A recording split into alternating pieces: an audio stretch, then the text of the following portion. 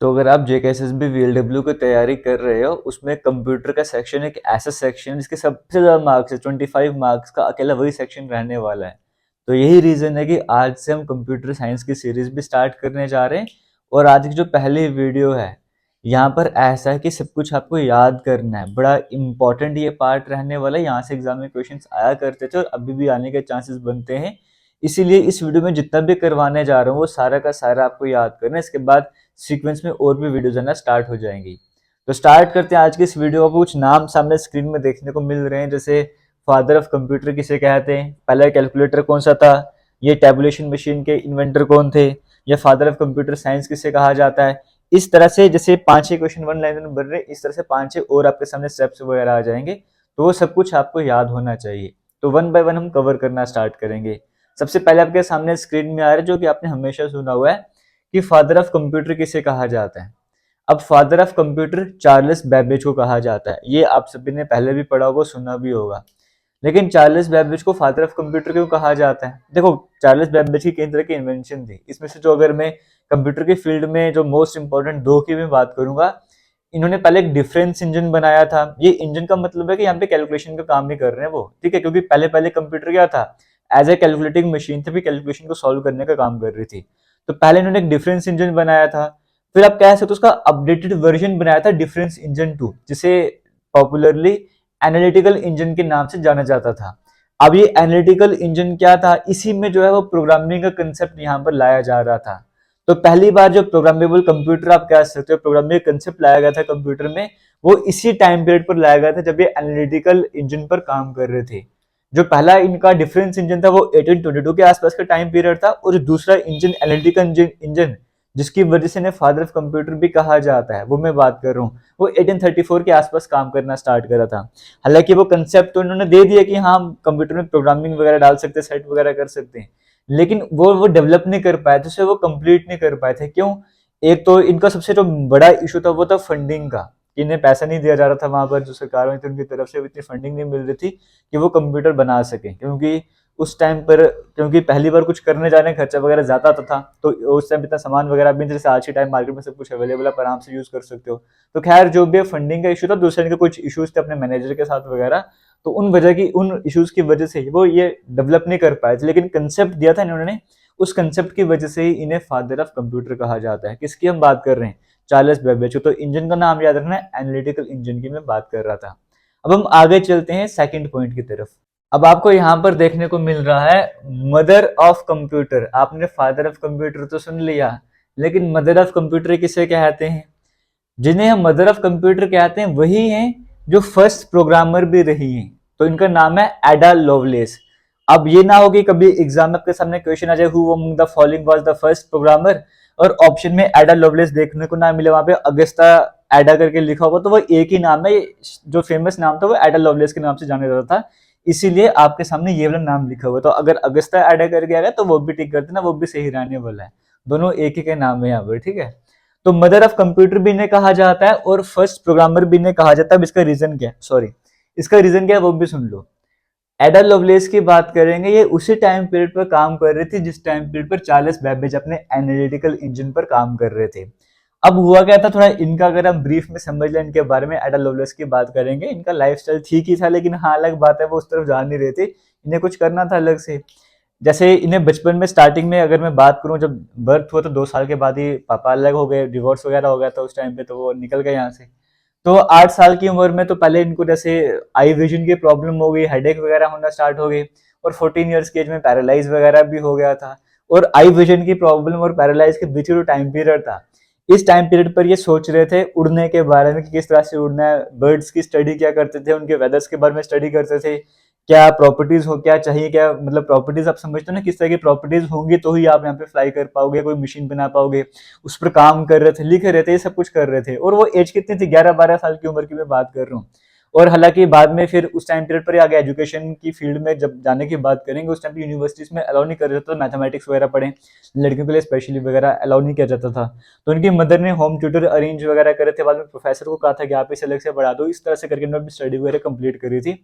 और बाद में जब इन्होंने काम करना स्टार्ट किया था अपने प्रोफेसर के साथ, तो प्रोफेसर ने ही इनको मिला था चार्ल्स बेबेज के साथ। और चार्ल्स बेबेज तब एनालिटिकल इंजन पर काम कर रहे थे।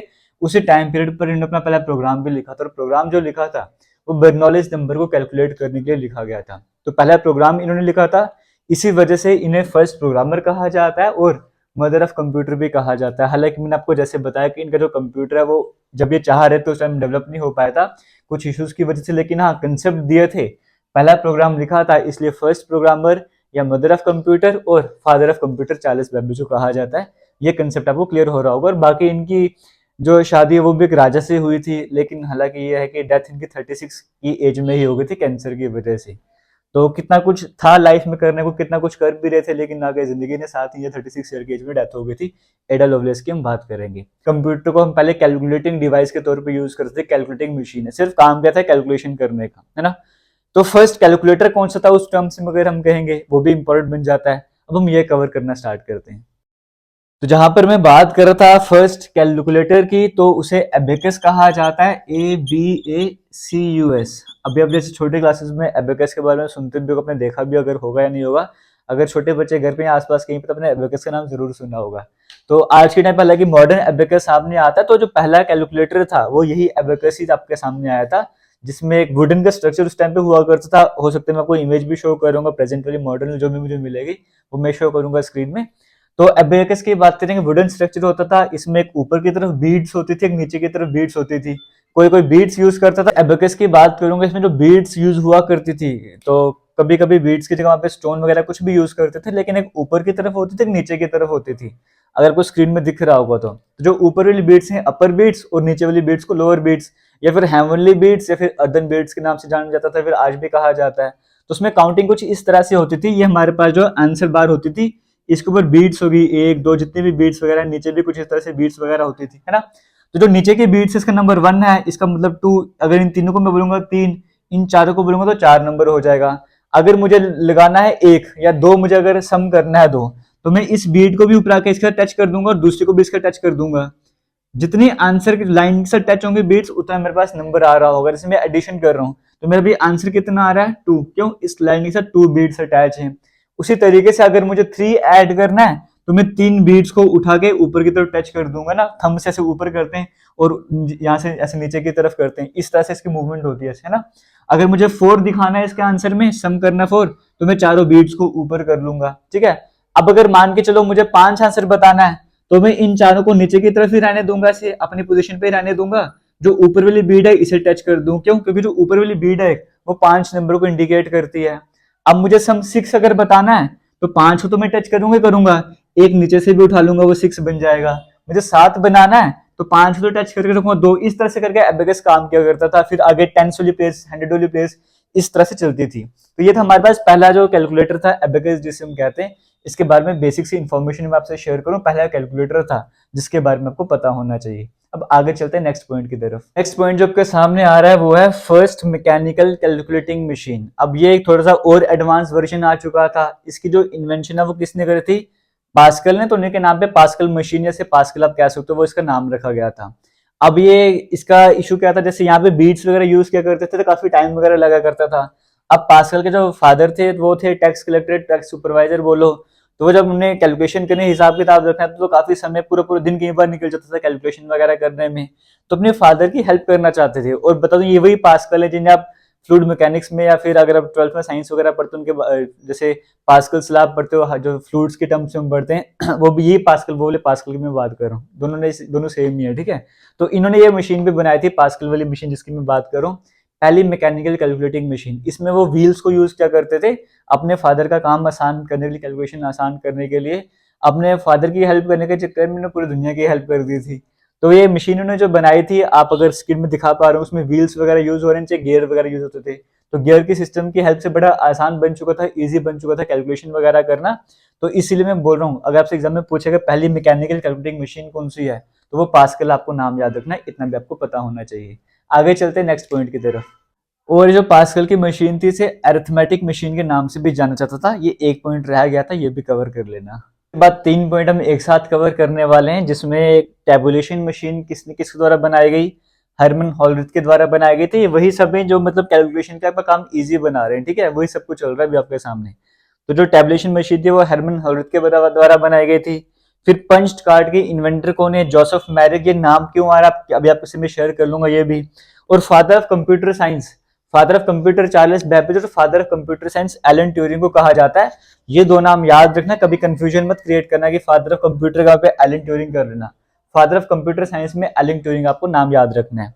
अब टैबुलेशन मशीन की बात करूंगा। ये और ये हुआ क्या था एक्चुअली में, एक बार एग्जाम में क्वेश्चन आया था कि who was the inventor of punched cards. वहां पे ऑप्शन में हरमन हॉलरिथ भी दिया हुआ था और मैक्सिमम ने वो हरमन हॉलरिथ ही टिक कर रहा होगा। अगर इसका आंसर ना पता होता तो क्यों ऐसा रीजन था?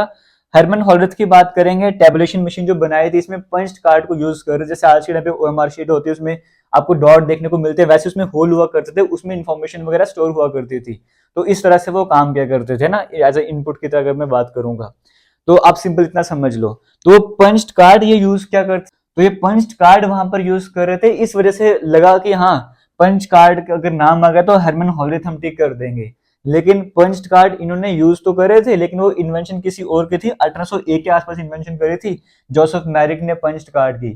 तो इनकी इन्वेंशन को इन्होंने यूज किया था टैबुलेशन मशीन के लिए, ना कि इन्होंने पंच कार्ड को इन्वेंट वगैरह भी करा था। इसीलिए दोनों नाम आपके सामने मेंशन कर दिए।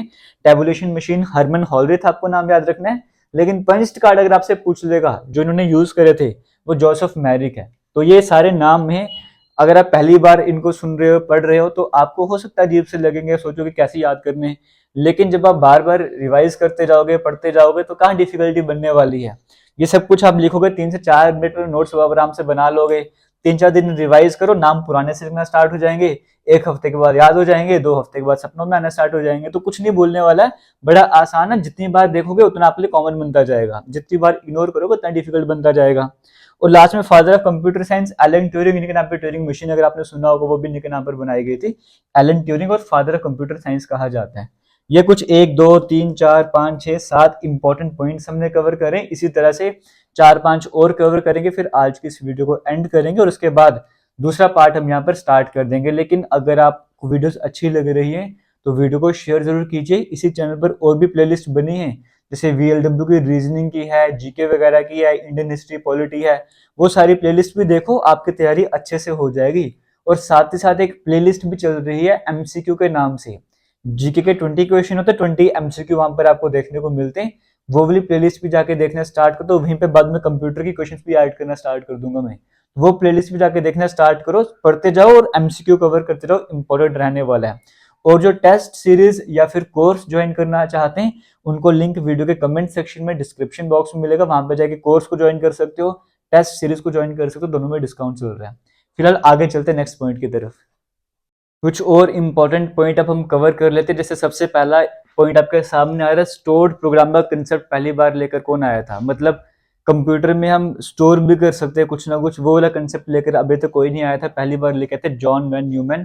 तो ये नाम आपको याद रखना, वही नाम है जो क्वांटम फिजिक्स में भी आप सुनते हो। तो उन्होंने यहीं पे भी पहले साइंटिस्ट थे, वो एक फील्ड में नहीं कई सारी फील्ड में काम किया करते थे। तो जॉन वैन न्यूमैन ही, मतलब जैसे आप ऑफिस में जा रहे हो तो फाइल्स का सिस्टम खत्म कर दो, यहाँ वहाँ फाइल्स उठाना बंद कर दो, अब आप कंप्यूटर पे डाटा स्टोर वगैरह कर सकते हो। तो वही कंसेप्ट जो कौन लेकर आया था, स्टोरेज वाला, जॉन वैन न्यूमैन। तो ये अगर आपके एग्जाम में आएगा तो आपको ये भी पता होना चाहिए, ये नाम भी बड़ा इंपॉर्टेंट है जब आप कंप्यूटर साइंस या कंप्यूटर का चैप्टर या कंप्यूटर के बारे में पढ़ना है सीखना स्टार्ट करते हो। उसके बाद आगे चलते हैं। अब इन्होंने जो स्टोर्ड प्रोग्राम कंसेप्ट लाया था, इससे पहले कंप्यूटर कौन सा बना था? First computer to use stored program. ये प्रोग्राम जो है स्टोर्ड प्रोग्राम वाला, स्टोरेज वाला, ये प्रोग्राम यूज करके कौन सा कंप्यूटर बना था, किस कंप्यूटर ने इस प्रोग्राम को यूज करा था, वो नाम था एडसेक। फुल फॉर्म वगैरह आपको स्क्रीन में सब कुछ देखने को मिल रहा होगा, बस आपको नाम याद रखने हैं। लेकिन यहाँ पे कंफ्यूजन रहता है जब आप पढ़ते हो, केवल मैनचेस्टर आपका जो बेबी है, निक नेम बेबी रखा गया था, पूरा नाम मशीन का था small scale experiment machine, SSEM करके नाम आता है, जिसका निक नेम शॉर्ट में बेबी कहते थे। मैनचेस्टर में डेवलप हुआ था, इसलिए मैनचेस्टर बेबी के नाम से वो पॉपुलर था। लेकिन इसे फुल फ्लेज कंप्यूटर नहीं माना जाता था, इसी वजह से एडसेक को है कहा जाता है कि जो पहला कंप्यूटर जिसने स्टोर्ड प्रोग्राम का कंसेप्ट यूज करा था। तो आपके जो एग्जाम आता है वहां पे ऑप्शन पे भी एडसेक ही देखने को मिलते हैं। उसी तरीके से पहला इलेक्ट्रॉनिक कंप्यूटर कौन सा था? वो इनायक था। अभी हम जनरेशन ऑफ कंप्यूटर के बारे में पढ़ेंगे, वहां पे और क्लैरिटी आपको मिलती जाएगी। तो पहला इलेक्ट्रॉनिक कंप्यूटर जो था वो इनायक था। पहला कंप्यूटर जो इंडिया में लाया गया था, क्योंकि इंडिया में 1956 के आसपास कंप्यूटर लाया गया था, तो 2-3 साल के बाद। तो यहाँ पे जो इंडिया में पहला कंप्यूटर लाया गया था खरीद के, वो कौन सा था? HEC 2M उसका नाम था। ये 10 लाख रुपीज का उस टाइम पीरियड पे लाया गया था। और कम से कम कितनी बड़ी स्पेस इसने ली थी, जैसे मैं आपको बता दूं, 10 फीट उसकी लेंथ थी, 7 फीट उसकी विड्थ थी और 6 फुट उसकी हाइट थी। इतना बड़ा ये कंप्यूटर था जो यहाँ पर इंडिया में लाया गया। तो पहले पहले कंप्यूटर का मेन काम क्या होता था, हर आदमी अपने पर्पज के यूज नहीं करता था। जैसे मिलिट्री में कुछ इक्वेशन जैसे ट्रेजेक्टरीज वगैरह सॉल्व करनी होती थी, कैलकुलेशन वगैरह, अगर उसे नॉर्मल कैलकुलेशन से करना स्टार्ट कर देंगे तो पूरा पूरा दिन निकल जाएगा, हजारों कैलकुलेशन करोगे तो जाके ट्रेजेक्टरी सिस्टम खत्म होता था। तो ये काम जो इक्वेशन जो कंप्यूटर थे ये बड़े एक्यूरेटली इस पूरे सिस्टम को बड़े टाइम मैनर में जो है कंप्लीट कर रहे थे, इसलिए जरूरत थी कंप्यूटर्स की, इसलिए खरीदे भी जाते, 10 लाख रुपए में खरीदा गया था। यहाँ पे HEC2M की मैं बात कर रहा हूँ। अब आपने काम करना, आपने मुझे कमेंट सेक्शन में बताना है, ये तो हो गया जो पहला कंप्यूटर इंडिया में खरीद के लाया गया था। आपने मुझे बताना है कि जो पहला कंप्यूटर है इंडिया में, जो इंडिया में ही बनाया गया था, वो कौन सा था, ये आपने मुझे कमेंट सेक्शन में बताना है। ये था जो खरीद के लाया गया था, जो इंडिया में ही डेवलप करा गया था, वो कौन सा था, वो आपने मुझे कमेंट सेक्शन में बताना है। और कंप्यूटर लिटरेसी डे, क्योंकि हम बेसिक्स पढ़ रहे हैं तो ये भी कवर कर लेते हैं। 2 दिसंबर को वर्ल्ड कंप्यूटर लिटरेसी डे 2 दिसंबर को सेलिब्रेट करा जाता है। और ये जो सेलिब्रेशन है, ये जो डे है, ये स्टार्ट किसने करा था, ये हमारे इंडिया के द्वारा स्टार्ट करा गया था, इंडिया के NIIT national institute of information and technology के द्वारा ही स्टार्ट करा गया था। तो 2 डे को वर्ल्ड कंप्यूटर लिटरेसी डे भी सेलिब्रेट करा जाता है। इसी के साथ आज की इस वीडियो को एंड करेंगे। उम्मीद करता हूँ आपको कुछ ना कुछ सीखने को जरूर मिला होगा। अगर सीखने को मिला है तो वीडियो को शेयर कीजिएगा। कंप्यूटर VLW या फिर कंप्यूटर के नाम से एक अलग से प्लेलिस्ट बन जाएगी, वहां पर वीडियोस ऐड होती जाएंगी। थैंक यू, जय हिंद।